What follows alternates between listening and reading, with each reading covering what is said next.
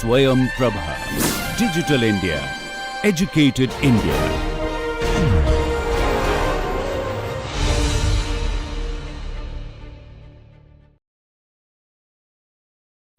Hello, welcome to Nuclear Magnetic Resonance Spectroscopy. We are going to look at the structure of a molecule with the nuclear magnetic resonance eyes inside of the machine. Okay, let's look at it.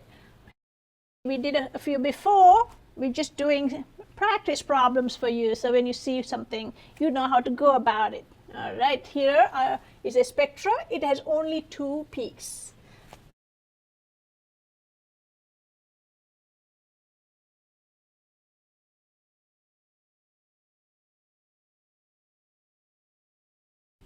Let's tabulate the data here so that we have all of them in the same place and we don't miss any of these peaks. That's a very good way to go about it. Go from the left to right and tabulate them. Let's look at what's inside here. So let's look at this peak here. There are 2 peaks, A and B. Let's label them. All right. Let's just put all the information about this on the table. First of all, where is it on the spectra? Where is it shielded, de-shielded? TMS is at 0, and compared to TMS, this is at 4.0 ppm. Next is, what is the number of hydrogens on it? Well, if you look at this, we will see that we have a peak, a line that the machine draws, an integration of how many hydrogens you will have. This one is about 6.75. And this one is about, let's see, it's 14. So, well, let's look at the integration here, 6.75 to 14. Well, divide by the lowest number here, and this is going to be about 1. Well, this is almost, a double, 1 to 2. Does that make sense? Look at the number of hydrogens. Yes, we do have 3 hydrogens, and here the ratio is actually the number of hydrogens. It doesn't always have to be. It could be 2 to 4, 3 to 6, and so on. All right. So we do know that the number of hydrogens underneath A is 2, because that's the taller peak. So this is be the number of hydrogens.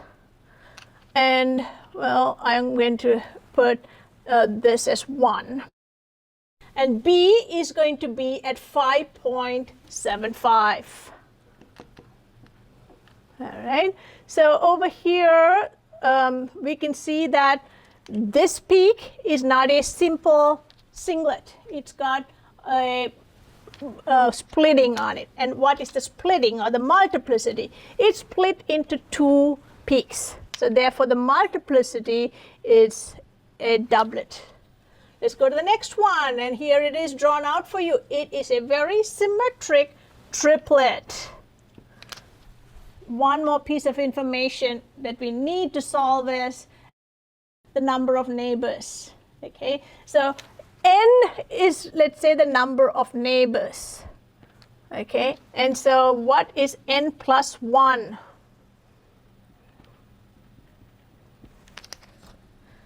How do we know the neighbors? Well, if you look at the multiplicity, we should know how many protons should be next door to split that into a doublet. A doublet means there are 2 peaks. That means you need to have N plus 1 to give you that. So N plus 1 is the multiplicity. Now remember, N is the neighboring protons, not the proton on that carbon. It's the neighbors. How many neighbors do you have, hydrogens out there? So N plus 1 is going to be equal to 2. Therefore, N is equal to 1. So you only have 1 neighbor for A.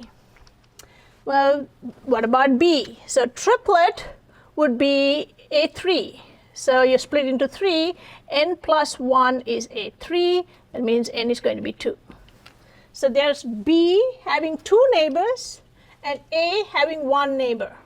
Okay, so basically, if you are A and B, A is going to have 1 neighbor and B is going to have 2 neighbors. A has 2 protons on it, B has 1 proton on it. So this is your CH skeleton. Well, that's kind of simplifies it for us just because we only have 3 hydrogens. Sometimes you can have many more. So here is your molecule, and I am going to draw these hydrogens out here like this. Okay, so A has 2 protons and B has 1 proton. A looks at B and it can be split into a doublet by, there are only 2 rotational probabilities for that, clockwise and counterclockwise, which can increase or decrease the field, and so that is going to become a doublet. B looks at A and there's a triplet, and there are many more possibilities for that, and so therefore 2 plus 1 is a triplet, and that's what you see. B is a triplet and A is a doublet. All right, well then what do we do with the rest of the molecule? Obviously you have 2 valences and 1 valence here that's not fulfilled. Look at the molecular formula. You have 3 chlorines. So we can go in and put those chlorines where you don't have any hydrogens. So you can put those chlorines where you need to. So here we can put 2 chlorines, and here we can only put 1. So that is going to be your molecule. All right. So we can go in here and put your chlorines, 1 chlorine here and 2 chlorines here. That kind of gives you a good idea of how to solve a molecule from a spectra. All right, let's look at this spectra here. We got some beautiful splittings here. Let's see what's happening inside that NMR machine that's giving these, very symmetric peaks. All right, let's do the same thing we did.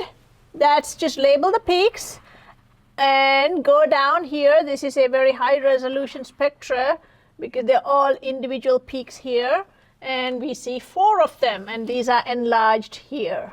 All right, so A, B, so these are the peaks to scale, and we are going to scale them right now.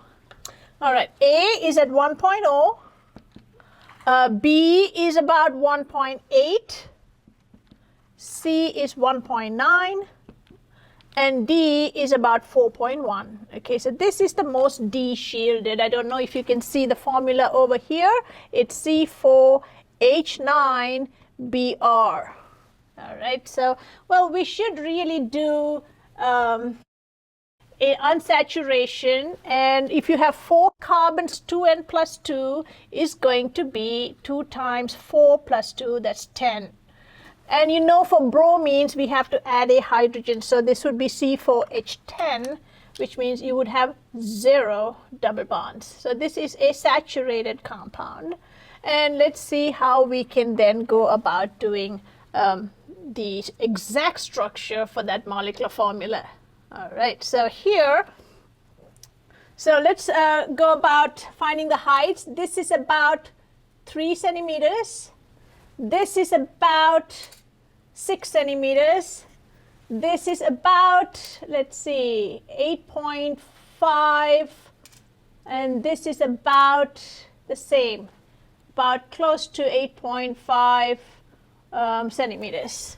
So 3, 6, 8.5, 8.5.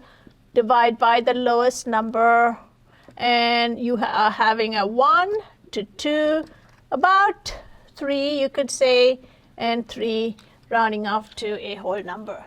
So that's 6 and 3, 9 hydrogens, which is what we see in our formula. So it all works out that the ratio here is the same as the distribution of hydrogens. So let's write that down. At 1, we have 3 hydrogens. This is another 3 hydrogens right here. Then we have 2 hydrogens here and 1 hydrogen. Typically, if you have 3 hydrogens on a carbon, it's a methyl, CH3, CH3. This would be a CH2 and this would be a CH.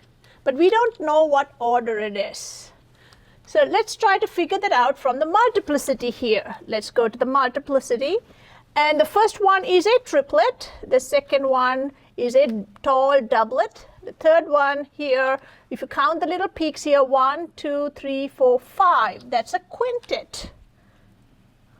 It's very symmetric, a nice quaint little quintet. Okay, and here if you count the peaks on this mountain top, 1, 2, 3, 4, 5, 6, that's a sextet.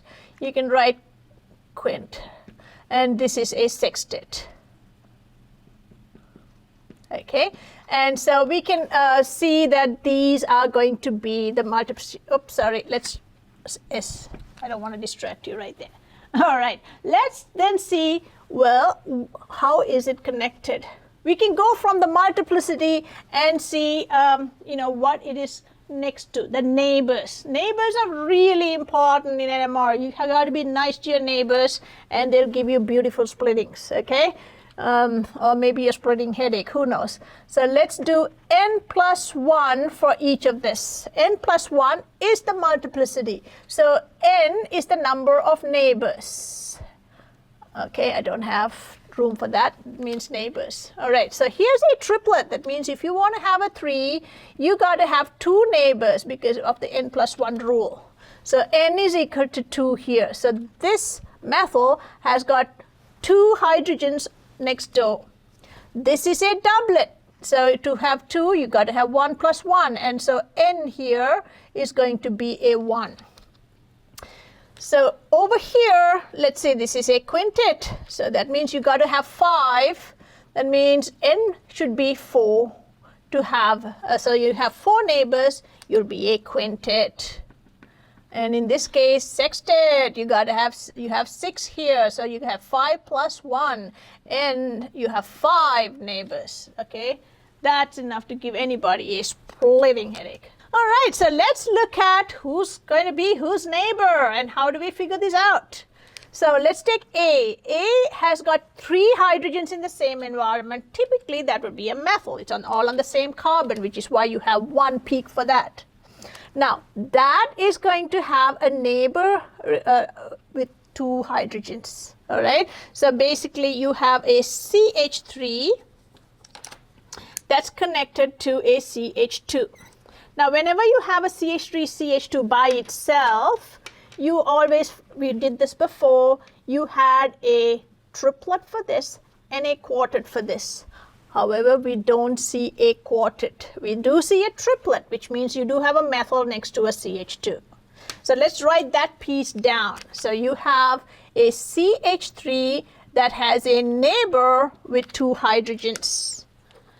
Now, the fact that you don't have a quartet means you have something here that's got more hydrogens. We don't know what that is. We don't know how many yet, because we have to figure out where that is. So this is your A, which is going to have a triplet by splitting but with these 2 hydrogens. 2 hydrogens plus n plus 1 would be a triplet. Now, if you look at D and C, you have a 2-to-1 ratio. And the thing to see about here, the important thing is you have in your formula a bromine, which means that's the most electronegative part of the molecule. It's going to really pull electrons out and de-shield the hydrogens on the carbon that it's on. So most probably D is where your bromine is. All right, this carbon that's bearing the D hydrogen, that same carbon is also bearing a bromine. Otherwise, it wouldn't be this de-shielded 4.1. Okay, there's nothing else except a bromine. So that's where it is. These are all in the alkyl range. So this is the one with the bromine. Let's look at it. It's a sextet. So that means it's got 5 neighbors. How do you have 5 neighbors? That's like a handful, isn't it? Well, let's look at it. So here, if you can't have more than 3 hydrogens on a carbon. So therefore, if you are going to have a sextet, that means you can have 3 on one side and 2 on the other, right? So here, let's say this is your D. We don't know how many hydrogens there are, but let's say that is going to have a sextet, which means you have 5 neighbors. And we know that the maximum number of hydrogens that you can have would be 6. So let's say you can have 1, 2, 3, 4, 5. So 5 plus 1 would make that a sextet. What else do we know about D? We already talked about how electronegative an environment it is in, or de-shielded environment where all those electrons are getting pulled out of this hydrogen. Who's pulling it out? Well, there's only one person here. The bad guy is the bromine. I mean, that's pretty obvious. Most probably, this guy has got the bromine on it. So here is your bromine. Okay, so that is going to be your D. That's the only way you'll have 5 hydrogens in the neighborhood, splitting that into a sextet. It's probably a triplet of a quartet, but then it all comes in as a nice sextet. All right, so then we know parts of the molecule. We know this and we know this. Well, what about this guy? Who do you think this is on this chart? Another thing, guys, as soon as I put up your spectra and before I work on it, hit that pause button and work it out yourself. Even if your structure is wrong, that's okay, because you're going to learn from that experience. Okay, so don't just blindly like look at me solving it. Hit that pause button, get that notepad out, just draw something and then check with the work we're doing here. All right, that's the best way to go about it. All right, I forgot to say this at the beginning, but please bear in mind this is just a problem solving session. All right, so again, we were talking about this hydrogens. Where do you think these are? Well, it only has one neighbor, which means there are 3 hydrogens with one neighbor. All of these are going to look at them. This is going to go clockwise, counterclockwise, give a upfield, downfield splitting and that environment, and that's going to be just a doublet. So therefore, 3 hydrogens doublet, and that's what it is. So this is definitely your B. All right. So we have B, A, B, and D identified. So what do you think C is? Who's C? Let's look at C. It's got 2 hydrogens. It says CH2. And it's got 4 neighbors. Oh, well, that's quite a bit. Well, let's look at this. How do you have 4 neighbors? Well, you can have 2 on either side, or 3, 1. It's impossible to have 4 on a carbon because that would be methane and it would just go off into the atmosphere as a gas. So you have choices, 2, 2 or 3, 1. Well, if you look at this, there's already 1 here and you got to have 3 on the other side if this is C. And here too, if this is C, you have 3 here and you got to have 1 on the other side. So this and this are probably the exact same thing. So over here, we had a CH2, CH3. So this part of the molecule is a CH3CH. So we have A, B, and D. If you put this over here, then you would get a CH3, CHBr, CH2, CH3. So this is your CH3. You can see this single hydrogen here is going to split this into a nice doublet. You have also a bromine on it. Now, what can we do with these to fulfill the valence? This needs 1 more bond and this needs 1 more bond. All of the others have 4 things on it already. So if you link these 2, you are going to get the molecule. All right. So here you are going to link these together. And so if you do that, let's see what you will have. You have a carbon that's connected to another carbon bearing 1 hydrogen and a bromine. This carbon over here, if you have 2 hydrogens here, and you need to have over here 4 neighbors. So you have 1 here and you can have 3 more on this side.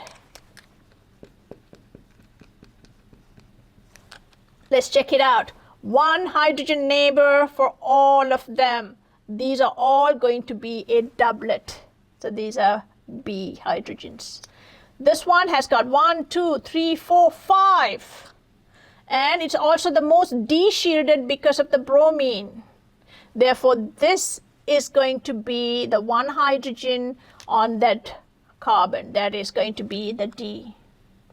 Let's look at this one. It's got 2 hydrogens and it's got 1, 2, 3, 4 in the neighborhood. 4 plus 1 is a quintet. So this is going to be C. And your last one, 3 hydrogens with 2 neighboring hydrogens. So that is going to be 3 with 2 neighboring hydrogens, which is the triplet A. So now we have figured out all 4 carbons and the relative positions and the number of hydrogens in each one and the exact skeletal structure of this molecule. Only NMR can do this. Only NMR can give you an exact molecular structure. All right. So this is just 2-bromobutane. We have to link this to this, and you can see if we do that, we will have CH3, CHBr, CH2, CH3, 2-bromobutane. And that's what you see here. And that's what your NMR is looking for you through that nuclear magnetic eye, resonance eye, and telling you exactly how the molecule is laid out, where are the hydrogen, where's the bromine, and what type of a skeleton that you would have for this bromobutane. All right, talk to you soon.